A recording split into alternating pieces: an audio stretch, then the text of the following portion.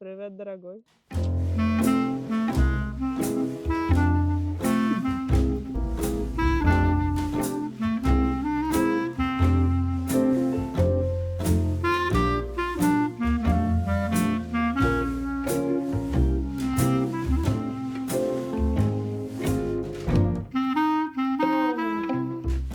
Пожить во дворце в Венгрии несложно. Нужно только знать места. Не в каждом дворце стоит останавливаться. Сегодня мы посетим с вами уникальный венгерский дворец, который обладает звездой Мишлен. Я расскажу вам про стильную венгерскую провинцию и подскажу места, куда стоит съездить, чтобы стильно и вкусно отдохнуть. Подписывайтесь на мой канал и ставьте лайк этому видео. Я Маша Лопатто, и это канал про главные места и героев Венгрии.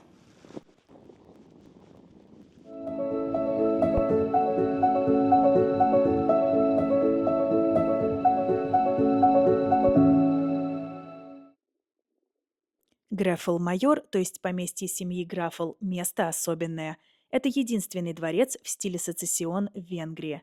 Он находится в 120 километрах от Будапешта, недалеко от озера Тиса. Пару лет назад в запущенном состоянии дворец купила семья предпринимателей. Долго выносила с территории мусор и снимала толстый слой штукатурки с фресок. После реконструкции Дёрди и ее муж Петр открыли дворец для гостей. Здесь можно остановиться и приехать на ужин. Все, что готовят на кухне Грефл-Майор, выращено в собственном хозяйстве. Дословно кухня нулевого километра. Именно за экологичность гид Мишлен наградил дворец зеленой звездой. У вас единственная в Венгрии кухня нулевого километра, да? Не только в Венгрии, но и в Центральной Европе. И я не знаю подобного по всей Европе. Есть одно такое хозяйство в Южной Африке. Идем, я покажу. То есть у вас это действительно 0 километров. Все, что вы используете на кухне, выросло у вас в саду. Что вы выращиваете? Закупаться в магазине запрещено. Да ладно, а сахар? Немного биосахара мы покупаем, но стараемся все-таки больше использовать свой мед. Мы не любим, когда десерты очень сладкие. Сахар используем только в варенье. У нас даже растет розовый перец. У нас все есть. То, чего у нас нет, мы не используем. Каждую неделю повара переписывают меню. Каждую неделю у нас разные блюда в ресторане. Повара советуются с садоводами, животноводами и только после этого придумывают меню на конкретный день. Проходите. На данный момент у нас растет 17 видов салатов. Мы каждый день едим свежую зелень. Это очень важно. И каждый раз срываем ее непосредственно перед тем, как подавать. Если срывать овощи и фрукты не раньше, чем за 15 минут до подачи, они обладают лечебными свойствами. Это научно доказано. Овощи здесь сажают из собственных семян, чтобы избежать попадания химикатов, и тщательно следят за биоразнообразием. Для выращивания хороших культур нужно органическое удобрение. Так появились в хозяйстве животные – венгерские овцы породы Рацка, свиньи мангалица, коровы, гуси, лошади и ослики. И даже альпаки, но их не едят, а просто ими любуются. Развлечение для жителей города. Приехать во дворец и покормить альпаку. Привет, дорогой. Животные питаются органическим кормом и много ходят. Их не откармливают, чтобы они быстрее набирали вес. В хозяйстве берегут даже божьих коровок, которые помогают бороться с вредителями. А также применяют народные средства. Например, опрыскивают деревья раствором апельсинового масла. В хозяйстве Дёрди помогают садоводы и животноводы, всего человек 10. И все такие же увлеченные хозяйством и своими подопечными, как и хозяева замка. Я только одного не понимаю. Сейчас все экологическое и био. Куда ни посмотри. Газированные напитки в бутылке – био. Синтетический свитер – био. Но надо не говорить, а делать. Всем понемногу. Мы обожаем гостей. Честно говоря, мы все это делаем из любви к гостям. Невозможно такое хозяйство содержать так, чтобы оно приносило прибыль. Несмотря на то, что ресторан работает, и мы все сами себе выращиваем, садоводы, повара и животноводы каждый день, круглый год работают. И им надо платить зарплату. Мы не готовим из дешевых покупных продуктов. Но какая в этом выгода? Выгода для нас – жить здоровую и счастливую жизнь. Мы лишь хотим, чтобы наше предприятие стало самоокупаемым. И надеемся, что скоро так и будет.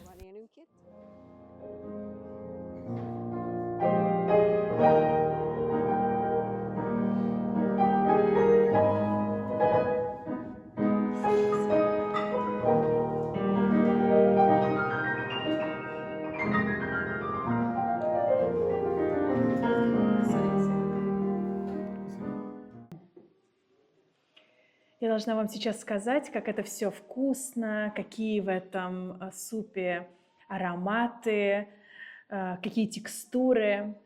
Но я всегда предвзято отношусь к еде.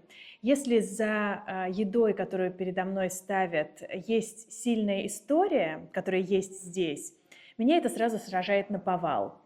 Потому что то, что все ингредиенты для сегодняшнего ужина собрали в этом же саду, то есть это кухня нулевого километра. И это действительно в реальности так и есть. И даже муку и мед тоже сделают здесь на месте.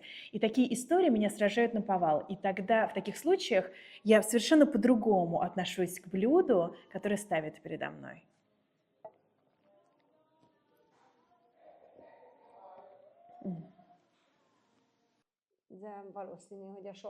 Это судьба. Однажды мы наткнулись на объявление. Продается дворец с участком 10 гектаров. Мы поняли, что это недалеко от нас, а мы из Эгера. Это была настоящая спящая красавица. Об этом дворце никто особо не знал. Что здесь, на бездорожье, есть такой необыкновенный дворец начала прошлого века.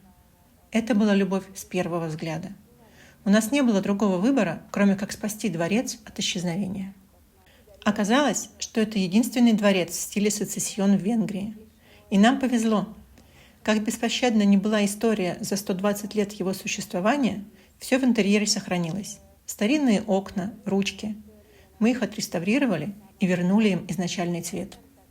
Когда мы вошли во дворец, это все выглядело иначе. Фрески были закрашены, спрятаны. Большая удача, что нам удалось все это вернуть. Однажды свет падал так, что мы заметили типичный узор в стиле сецессион на потолке. Заметили его под слоем краски. И мы поняли, что просто обязаны вернуть зданию его былой блеск. Кетут-Кёс – такое место, которое посещал и король Великобритании. В 1937 году здесь на неделю останавливался Эдуард VIII, охотился и играл за этим столом. Кетут-Көз в переводе с венгерского означает «распутье». Здесь встречаются дороги Будапешт-Дебрецен и Дебрецен-Эгер. Во времена семьи Графл тут была своя железнодорожная станция и даже посадочная полоса для самолетов. Семья Графл, которую из Германии пригласил еще Иштван Сечени для помощи в строительстве цепного моста, построила рядом с озером Тиса 2 замка и обладала самым крупным имением в округе. Гостей здесь высматривали, выходя на панорамный балкон в башне, а развлекали теннисом на собственных полях и охотой. Война положила конец аристократическому раздолью, а советское время поставило жирный крест на том, что осталось. В часовне в 60-е годы работала швейная мануфактура, имущество графской семьи конфисковали, а потомкам пришлось эмигрировать. Дёрди, кстати, держит с ними связь и часто приглашает во дворец. Она подробно изучила историю семьи и даже издала об этом книгу. Мы работаем главным образом как ресторан. Каждому гостю мы обязательно рассказываем историю дворца и семьи Графл. Это для них путешествие во времени. Мы также показываем хозяйство и рассказываем, почему важно производить органическую продукцию. Кроме того, мы предоставляем проживание. У нас есть 5 замечательных 5-звездочных апартаментов, но в них нет телевизора. Никто на нашей территории не смотрит телевизор. Но зато есть с кем поговорить. Есть библиотека, рояль и много всего.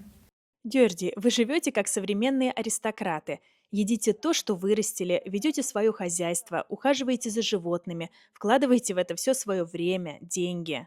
Аристократы тоже много работали. Их не обслуживали целыми днями. Они работали, занимались хозяйством. Мы себя считаем очень счастливыми, что мы здесь. Счастливой чувствую себя здесь я, когда просыпаюсь и завтракаю в этих интерьерах, уединяюсь с книгой в библиотеке или просто гуляю по территории и слушаю тишину. Хотя и активности в округе полно. Рядом располагается озеро Тиса, где летом можно кататься на лодках, катерах и водных лыжах. Для любителей активного отдыха доступна охота, а для любителей вина – винный регион Эгер. Если вы хотите красиво отдохнуть в Венгрии, не смотрите отели на букинге. Лучше загляните в мой блог в Инстаграме, я там много рассказываю о таких секретных местах. Я много езжу и показываю такие места. Или обратите внимание на отели и рестораны венгерской стильной провинции. Не смейтесь, в Венгрии есть ассоциация стильных провинциальных отелей и стильных провинциальных ресторанов. И это прекрасные места для того, чтобы красиво отдохнуть и вкусно поужинать. Ссылки я дам в описании. Кто встает в 6 утра посмотреть на животных, тот я.